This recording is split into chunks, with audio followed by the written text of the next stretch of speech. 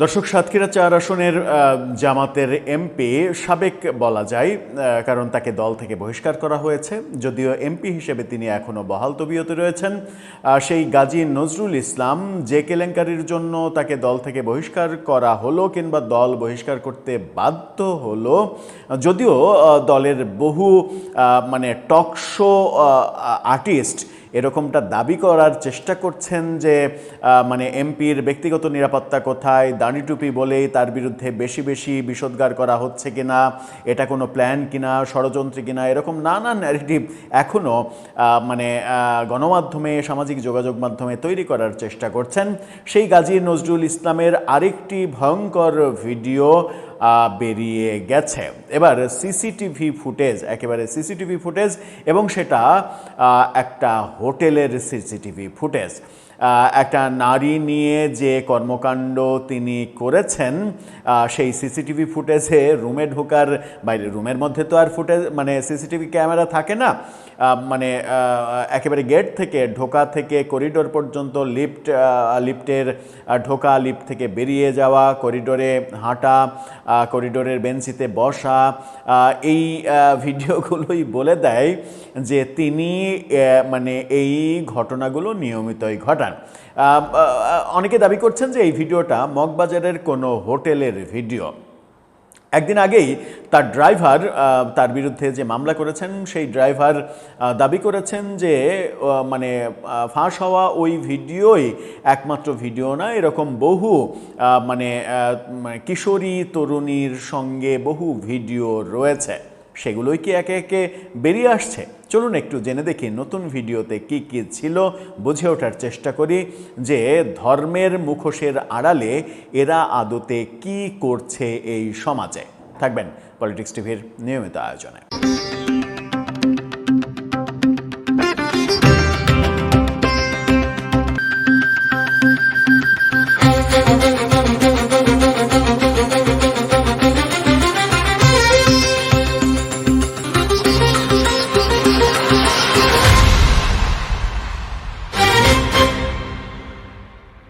দর্শক, বলছিলাম সাতক্ষীরা ৪ আসনের জামাতের সাবেক এমপি, যিনি এখনও এমপি হিসেবে আছেন, জামাতের সাবেক সদস্য বলা যায়, গতকালকে তাকে বহিষ্কার করা হয়েছে, কিংবা বলা যায় যে বহিষ্কার করতে জামাত বাধ্য হয়েছে।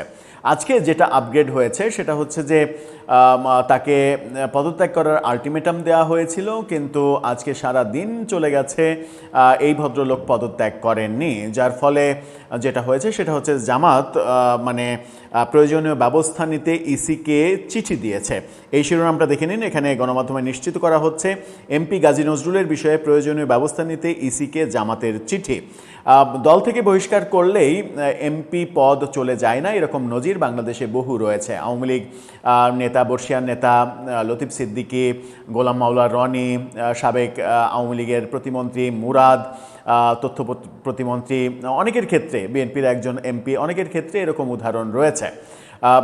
কিন্তু এই ক্ষেত্রে কি হবে সেটা একটা বড় ব্যাপার। জামাত যখন চিঠি দিল, এবং এই ক্ষেত্রে একটা ব্যাপার বিবেচনায় নেওয়া যেতে পারে যে এমপি হিসেবে নৈতিক স্খলন যদি হয়, তাহলে তার পদ স্পিকার কিংবা ইসি বাতিল করে দিতে পারেন কিনা, সেই ব্যাপারটা বিবেচনায় আসতে পারে যদি তিনি নিজে থেকে পদত্যাগ না করেন।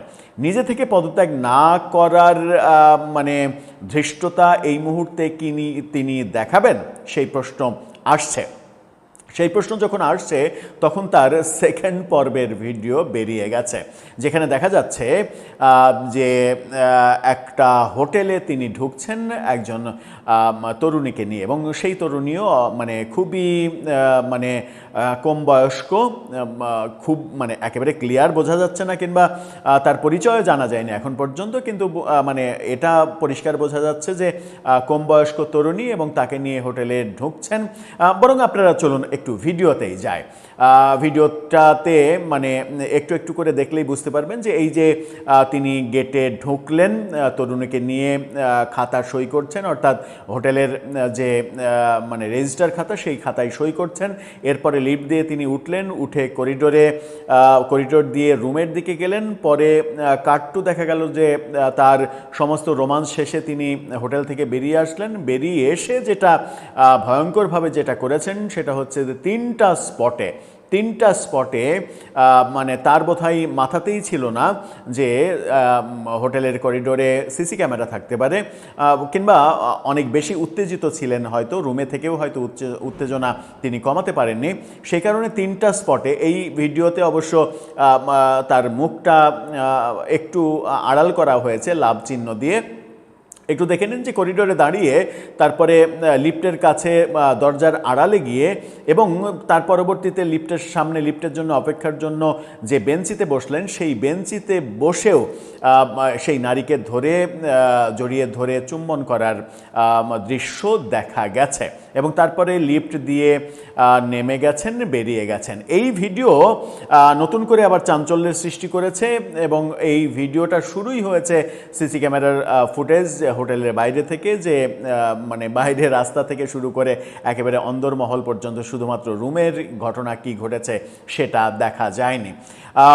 গতকালকেই এই ভদ্রলোকের ড্রাইভার তাকে বলতে শুনেছি, গণমাধ্যমে খবর হয়েছে যে এরকম বহু ভিডিও রয়েছে কম বয়সী তরুণীদের সঙ্গে, যার প্রমাণ পরের দিনই আমরা দেখলাম।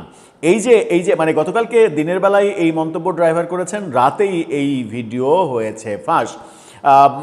এই যে এই একের পর এক ভিডিও ফাঁস হচ্ছে, সেই কারণে এরকম আলোচনাও চলছে যে এটা মানে ওই ড্রাইভার ফাঁস করছেন নাকি এর পেছনে বড় কোনো পরিকল্পনা রয়েছে, যে পরিকল্পনার মূল কারণ হচ্ছে যে গত কিছুদিনে জামাতের রাজনৈতিক যে অবস্থান, সেই অবস্থানের কারণে জামাতের রাজনৈতিক অবস্থানকে যেন একেবারে ভেঙে চৌচির করে দেয়া যায়, সেই কারণে ব্যাপারটা ঘটছে।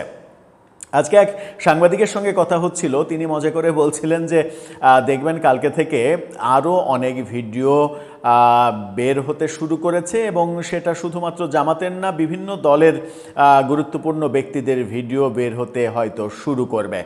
সেটা এরকম নারী নিয়ে ভিডিও না হলেও ঘুষ লেনদেন, অন্য কেলেঙ্কারি, এরকম নানা কিছু বের হতে শুরু করবে। তার মানে হচ্ছে যে এরকম উদ্যোগও থাকতে পারে, ব্যাপারগুলো এরকমও হতে পারে যে রাজনীতিকে পুরো দস্তুর কলুষিত করা, সেটাও একটা টার্গেট হতে পারে, একটা লং টার্ম টার্গেট হতে পারে, যেন বিরাজনীতিকরণের যে চেষ্টা, সেই চেষ্টা আবারও সফল করা যায়, সেরকম কিছু। এই কথা বললে আবার অনেকে ভাবতে পারেন যে তাহলে কি এই জামাত নেতার এই অপরাধকে আপনি সমর্থন করছেন, তা নয়।